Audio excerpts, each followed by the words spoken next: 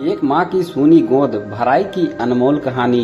विनीता के विवाह को पूरे 11 साल हो चुके थे, परंतु माँ बनने का सुख उसको मिला ही नहीं था। मंदिर, देवी, मनौती, व्रत, उपवास सब किया पर कुछ नहीं मिला। डॉक्टर ने भी कोई कमी नहीं बताई थी। दोनों में फिर पता नहीं किस पाप का फल मुझे ईश्वर ने दिया। यही सोचकर मन खराब किए रहती विनीता। उसके दोनों देवरों की शादी उसके सामने हुई। साल भर में दोनों की गोद में एक एक बच्चा भगवान ने उनको दे दिया। रोज ही तकिया गीला करते उसकी रात कटती।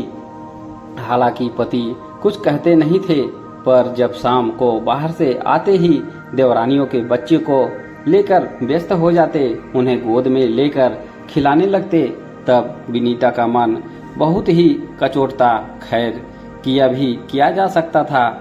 ऐसा नहीं कि वो इन बच्चों से प्यार नहीं करती थी, वो तो जान छिड़कती थी उन पर, किंतु मन का एक कोना बहुत उदास रहता था उसका।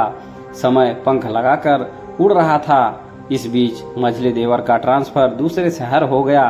अब घर में छोटे देवर देवरानी और उनकी छुटकी बेटी और वो उसकी दुनिया बन गई। अचानक उसे पता चला कि छोटी के पांव फिर से भारी हैं। मन में एक बार फिर अपनी कमी का एहसास तो हुआ, पर उसने भगवान की इच्छा के आगे हथियार डाल दिए थे। भोजन करते करते अचानक एक दिन उसने सुना देवर जी देवरानी से कह रहे थे कि सीमा, हम अपना दूसरा बच्चा बड़े भाभी भैया को दे देते हैं, कैसा रहेगा? विनीता ने सुना तो वो धक से रह गई। क्या ऐसा होगा? मैं सचमुच में किसी बच्चे की माँ की बन सकती हूँ? अपनी खुशी के रौ में वो देवरानी के चेहरे के भाव नहीं देख पाई। दूसरे दिन से वो देवरानी की और ज्यादा देखभाल करने लगी। विनीता इतनी खुश थी मानो वो खुद ही माँ बन रही हो। उसने छुप छुप कर नए बच्चे के लिए कपड़े, मोजा, टोपा सब बना लिए। समय आया, छोटी देवरानी को बच्चा हुआ तो किंतु बच्चा माँ की गोद में ही रहा। देवरानी के उदासीन व्यवहार ने उनका दिल एकदम तोड़ दिया। बच्ची खुशी उम्मीद उसने दोनों की बात सुनकर छोड़ दी। अब देवर और अपनी पत्नी को समझा रहे थे कि क्या हुआ अगर हम भाभी को बच्चा दे दे तो, और देवरानी का कहना कि भाई बच्चा तो घर में ही रहेगा, मेरे पास रहे या उनके, मैं पूरा पूरा अपने बच्चों को किसी को नहीं दे सकती। बस फटाछेप हो गया उसके माँ बनने के सपने का भी। कुछ दिनों बाद फिर खबर आई कि मझली देवरानी भी माँ बनने वाली है। फोन पर खूब बधाई दी विनीता ने। मन बहुत रोया उसका, पर ईश्वर की इच्छा के आगे भला क्या हो सकता है। एक रात खबर आई मझली के बेटा हुआ है। दरअसल मझली देवरानी को इस बार कुछ कॉम्प्लिकेशन होने के कारण डॉक्टर ने ट्रैवल करने मना कर दिया था। वो तो उन लोगों ने वहीं शहर में ही डिलीवरी कराने का फैसला कर लिया था। रात फोन पर देवर ने कहा, भाभी आप सबको लेकर आ जाइए, अगले हफ्ते फंक्शन रख रहे हैं बच्चे का। मन ही मन रोते रोते उसने यात्रा पूरी की। छोटा देवर, उसके दोनों बच्चे, पति, सास सब थे साथ में, बस वो किसी के साथ नहीं थी। मेरा जीवन तो निरर्थक हो गया। भगवान तुमने मेरी कभी नहीं सुनी। हर गुजरते मंदिर के आगे वो ऐसा बुदबुदाती। शाम तक वो सबके साथ मजे के घर पर पहुंच चुकी थी। लंबा चौड़ा आयोजन, खूब लोग बाग, गमागमी, लेकिन उसके कोई ठीक से बात तक नहीं कर रहा था। कुछ औरतें कानाफूसी भी कर रही थी। पति भी आकर काम में रम गए थे। वो ही निठल्ली सी बैठी थी। तभी एक स्त्री ने कहा, आप विनीता जी हैं?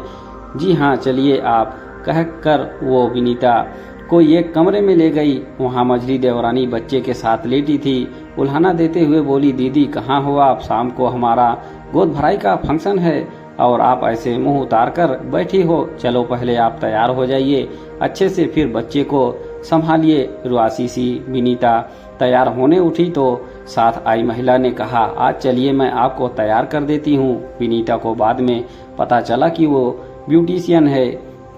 हल्का मेकअप, आंखों में काजल, बालों में ढेर सारा गजरा, लाल बनारसी साड़ी। विनीता का सौंदर्य देखते ही बन रहा था कि किंतु आंखों में झुंझलाहट भी थी। गोद में बच्चा देवरानी के आया और उसे मुझे इन लोगों को क्यों इतना सजा रहे हैं। फिर हाल में जहां कार्यक्रम होना था सब इकट्ठा हुए।